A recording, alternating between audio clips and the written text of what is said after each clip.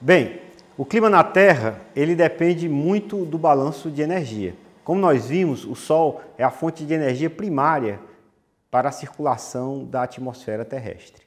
Então, a quantidade de energia disponível para essa circulação é de em torno de 1.368 watts por metro quadrado na alta atmosfera. Então, se pegar aqui a área que a Terra, a esfera da Terra projeta no espaço, vai ser um círculo, e esse círculo ele recebe essa quantidade por metro quadrado, 1.368 watts por metro quadrado.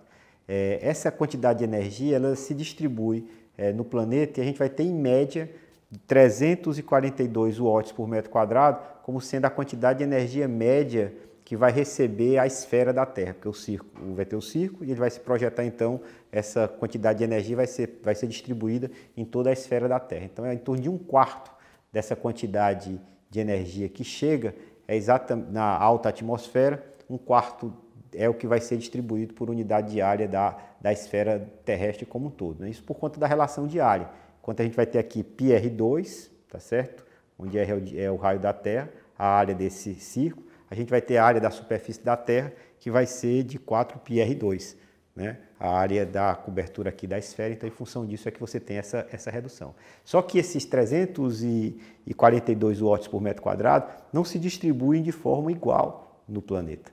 Ela se distribui de forma diferente. A gente vai ter uma concentração maior dessa energia chegando na região tropical do que na região polar. Isso é que vai fazer, inclusive, com que exista aí as diferentes zonas climáticas da Terra. A gente vai ter aqui a zona equatorial, tropical, subtropical, até chegar a polar, em função dessa quantidade de radiação diferente que chega. Por quê? Vocês imaginam, então, a Terra ela é curva, tá certo? Então, nessa região aqui, você tem essa área projetada aqui, ela vai ser uma área menor do que a projeção dessa área aqui do espaço, aqui próximo ao polo. Então, próximo ao polo, essa areazinha aqui no espaço, ela vai estar associada a uma área muito maior na esfera aqui da Terra, né? Próximo ao polo, então essa área se tornaria maior. Então, essa quantidade de radiação disponível aqui se distribui numa área maior sobre a superfície da esfera no polo do que no Equador. Com isso, vai fazer com que haja essa diferença de temperatura, tá certo? Então, essa diferença de temperatura está associada a isso.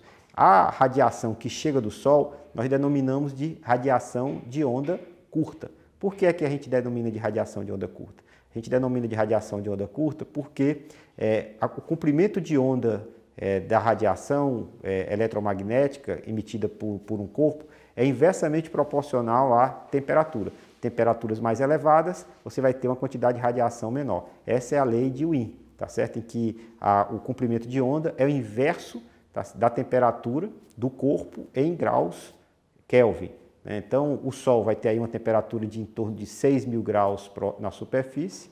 A Terra, próxima à superfície, vai ter uma temperatura de em torno de 15 graus Celsius, que corresponde a uma temperatura então menor do que a temperatura do Sol. Então, em função disso, a gente vai ter comprimentos de onda da Terra maior do que a do Sol. Enquanto a radiação, o comprimento de onda da radiação do Sol é em torno de 0,7 micrômetros, o comprimento de onda da radiação emitida pela Terra é da ordem de grandeza de 7 a 10 micrômetros. Então, isso em função de quê? Da temperatura da Terra. Então, o comprimento de onda da Terra é maior do que o do Sol. Então, a gente vai dizer que a radiação emitida pela Terra é uma radiação de onda longa e a radiação emitida pelo Sol é uma radiação de onda curta. Então, essa radiação solar, ela passa pela atmosfera e chega à superfície aquecendo. Um ponto importante, que depois eu vou frisar com mais detalhe para vocês, é que a temperatura da Terra, a temperatura média da superfície da Terra, é em torno de 15 graus Celsius. Isso devido ao efeito estufa. Se não fosse o efeito estufa, a temperatura da Terra seria da ordem de grandeza de menos 18 graus Celsius. Então tem uma diferença de 33 graus Celsius em função do efeito estufa. Então esse balanço de energia ele é decisivo então para definir as condições climáticas do planeta. Bem, como a gente estava conversando, a gente viu que a Terra então ela emite uma certa quantidade de radiação, certo? E a gente viu que o comprimento de onda que a Terra emite é o comprimento de onda longa.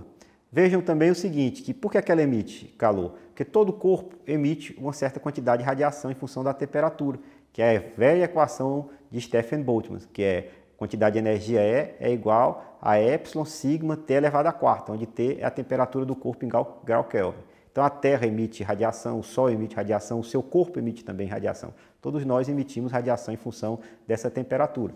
E o comprimento de onda então emitido pela Terra é o comprimento de radiação de onda longa e o emitido pelo Sol é radiação de onda curta, aí já é em função daquela lei que eu falei de Wien. Então essa radiação que chega na superfície da Terra vinda do Sol, essa radiação de onda curta, uma parte dessa radiação ela vai ficar sendo absorvida pela atmosfera. Então essa quantidade de radiação que é absorvida pela atmosfera é em torno aí de 20, vocês estão olhando aí na transparência, em torno aí de 20 e poucos por cento é absorvida na atmosfera, uma parte é refletida pela atmosfera, pelas nuvens e pela própria atmosfera, e outra parte chega à superfície. Essa parte que é refletida pela atmosfera, nós chamamos, o efeito de reflexão, a gente chama de albedo. Então, o albedo de uma superfície é exatamente a capacidade dessa superfície de refletir uma certa quantidade de radiação incidente. Então, essa radiação que chega à superfície, ela aquece a superfície da Terra, a Terra se aquece, e ao se aquecer essa superfície da Terra, ela também vai emitir radiação,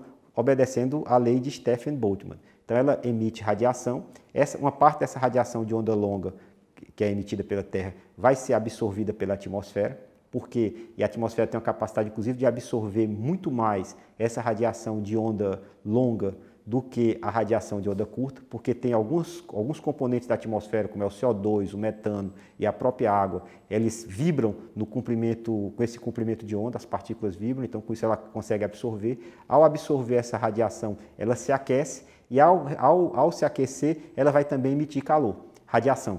Então ela emite radiação em todas as direções. Uma parte dessa radiação emitida pela atmosfera vai para o espaço e outra parte retorna para a Terra. Esse é o efeito estufa, que, como eu falei para vocês, vai fazer com que a temperatura da Terra saia da ordem de grandeza de menos 18 para 15 graus Celsius. Então esse balanço de energia é que é chave para definir, inclusive, o processo de circulação, o clima como um todo. A Terra vai ser definida, inclusive, por esse balanço de energia e a fonte primária de energia que a gente está chegando à superfície da Terra vem do Sol. Então, aí a superfície da Terra ela vai também absorver ou refletir de forma diferente essa radiação. Então, a superfície da Terra tem diferentes albedos. Se você estiver próximo ao polo e tiver uma cobertura de gelo, a gente vai ter, então, o albedo do gelo em torno de 90% da quantidade de radiação que chega, radiação de onda curta, que chega na criosfera, na superfície de gelo, vai ser refletida pelo gelo. Se houver uma retração, por exemplo, da calota polar, será uma quantidade maior de radiação que seria absorvida pela Terra. Então, a Terra tem cada superfície tem uma quantidade de radiação que ela vai refletir, que é o albedo, e isso não é constante, porque as características da superfície terrestre vão mudando com o tempo. Então, essa dinâmica do balanço de energia